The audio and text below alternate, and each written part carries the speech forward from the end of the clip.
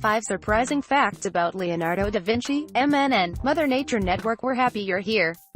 Welcome to Mother Nature Network, where curiosity rules and living well is the goal. Join our newsletter list. The MNN newsletter is delivered every Monday, Wednesday and Friday. Times 500 years later, Leonardo da Vinci still has secrets. Photo, Leonardo da Vinci. Wikimedia Commons. You might imagine a Renaissance icon like Leonardo da Vinci would be all out of surprises for us.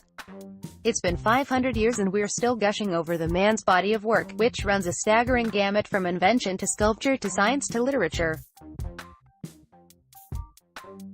We're talking about everything from detailed renderings of human anatomy to the parachute at a tank design that predates World War I by 400 years. The Last Supper, by Leonardo da Vinci in the refectory of the convent of Santa Maria delle Grazie. Photo, Prokach Treatise Shutterstock.com. Did we mention he was a pretty good painter? And yet, there are still so many hidden angels in the architectural wonder that was da Vinci's life. Here are just a few. 1. Even his hair gets rock star status. If you think da Vinci may finally be starting to lose his luster, look no further than the scientific stirrings occasioned by a single lock of hair. While a DNA test is pending, Italian researchers are buzzing over the possibilities behind a strand of hair from a private collection in the U.S. Bearing the very suggestive tag, Les Cheveux de Leonardo da Vinci, in 1925, an American collector bought this relic in Paris. Later, before dying aged 95, he sold it to another American collector, who contacted us. Alessandro Vezzosi, director of Italy's Ideale Leonardo da Vinci Museum, told Reuters. The hair is slated to make its first public appearance at a press conference this week before going on display at the museum to mark the 500th anniversary of da Vinci's death. Scholars suggest hair found in a private U.S. exhibit may belong to the Renaissance master. Photo, Francesco Melzi, Wikipedia. If proven authentic, the luminary's lock could crack an even more intriguing Da Vinci Code, as in, does anyone know where Da Vinci is these days? Towards the end of his life, the artist lived in Amboise, France at the behest of King Francis I. Reportedly, the French monarch hoped to avail himself of Da Vinci's engineering and artistic genius. Sadly, in his 60s, da Vinci was already in failing health, having suffered several strokes. He died in Amboise in 1519, at the age of 67. That's where the historical picture gets a little muddied.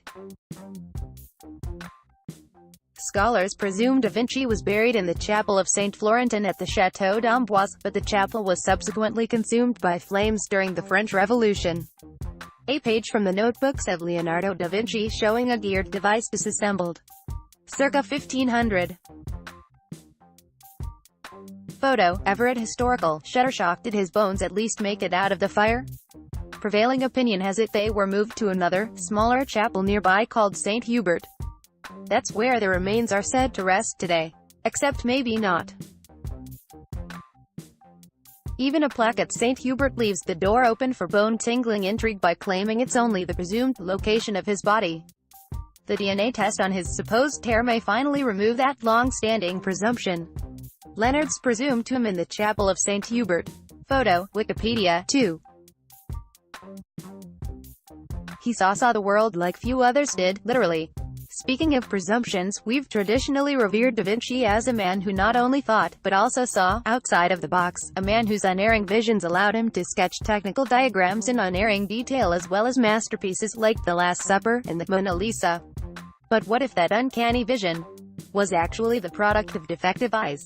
Da Vinci, a recent study suggests, may have suffered from a form of strabismus, commonly referred to as crossed eyes. Looking at his work, I noticed the pronounced divergence of the eyes in all of his paintings, noted study author Christopher Tyler of London City University. Tyler pored over 6 of da Vinci's works, all of them either portraits of self-portraits of the artist. By drawing circles on the pupils, irises and eyelids and measuring their positions, Tyler determined the gaze of each eye. His conclusion? They aren't looking in exactly the same direction at the same time. Da Vinci's crossed eyes may have actually offered him a unique vantage of the world, allowing him to render that reality with a fresh, often breathtaking perspective. 3. The painting behind the painting. It's probably fair to say more breaths have been taken away in the presence of Da Vinci's Mona Lisa than any other work of art ever. Painted in 1503, it still glistens with mystery. Like, for instance, how she appears to be smiling and yet, when we look directly at her mouth, there a decidedly downward dip along the edges. Could the Mona Lisa smile actually be a Mona Lisa frown? Her enchanting smile might actually represent a later edit to an earlier portrait. Photo: Leonardo da Vinci. But the intrigue hardly ends there. In fact, that smile only gets more mystifying when we consider the portrait beneath the portrait. Back in 2004, French scientist Pascal Cot was allowed to analyze the painting from its permanent perch at the Louvre. Using layer amplification method, essentially bombarding the work with intense lights, he made a striking discovery: there's a painting of the same subject buried beneath the work. And that subject, with its larger head and nose but smaller lips, is certainly not smiling. But, more importantly, Cot noted, it should finally lay to rest any debate over who Da Vinci was painting. I am absolutely convinced that the Mona Lisa is Lisa, he said. As in, Lisa Gherardini, the wife of a silk merchant from Florence, and long the subject of scientific scrutiny. Did she really own the most famous face in art history? She certainly did, Cot said. And we now have the evolution of her portrait. I am absolutely convinced that the Mona Lisa is Lisa, he said. For his genius for sketching anatomy had a glaring limitation. Da Vinci's file on human anatomy is as painstakingly detailed as it is voluminous. Even centuries later, they stand as medical masterpieces, the first accurate depiction of a human spine, the earliest known description of cirrhosis of the liver, the human fetus. Photo of Da Vinci's Vitruvian Man, from 1492. Photo: Janaka Dharmasena, Shutterstock. He derived much of his insight into the human body from years spent dissecting corpses. Yes, Da Vinci had a license to Frankenstein. But where his 240 or so diagrams fall painfully short is on the female side of the equation. Da Vinci couldn't offer much insight into the female body, particularly the reproductive system. That's because while anatomists had access to human bodies for study, most of those bodies were of the unclaimed variety, drunks and vagrants, and not many of those happened to be women. It was definitely harder to get female bodies to dissect, and he didn't have many opportunities, Peter Abrahams of the University of Warwick Medical School told Live Science. And so the master's all-seeing eye crashed into a very practical wall. Not one to give up easily, Da Vinci examined the corpses of female animals, hoping to extrapolate the results for humans. It was perhaps the only time that Da Vinci's efforts fell so woefully short. 5. He was really into war machines. The catapult was around long before Da Vinci. But, of course, he saw room for improvement in its design. Photo: Mar. K. Shutterstock. If there's one area we should be grateful that Da Vinci didn't quite master, it would be his passion for war machines. He may have cast a light on the intricacies of the human interior. He may have vastly expanded our understanding of engineering and literature.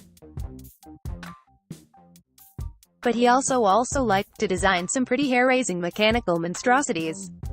Take, for example, the aforementioned tank.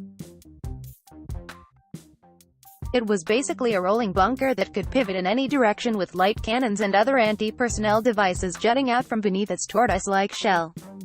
The tank design went along with various concepts for human gliders, submarines and other works of fear and awe.